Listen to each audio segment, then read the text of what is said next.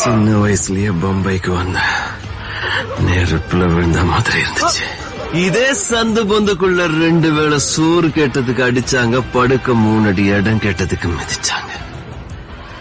ஆனா பம்பாய்க்கு அப்ப தெரியல நெருப்புல விழுந்தது இரும்புன்னு. அத அடிச்சு அடிச்சு மிதிச்சு மிதிச்சு அது இப்ப கத்தி ஆயிடுச்சு. கத்திக்கு தெரிஞ்சதெல்லாம் பொண்ணுதான்.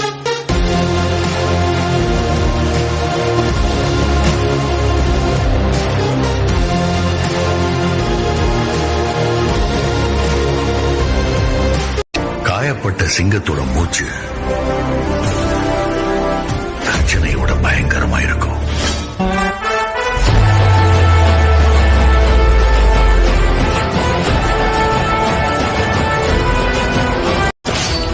உனக்கு பின்னாடி 1000 பேர் இருக்காங்கன்ற தைரியம் உனக்கு இருந்தா உன்னால ஒரு போர்ல தான் ஜெயிக்க முடியும்.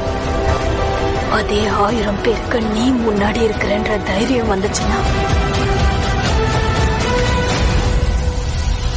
உலகத்தையே ஜெயிக்கலாம்.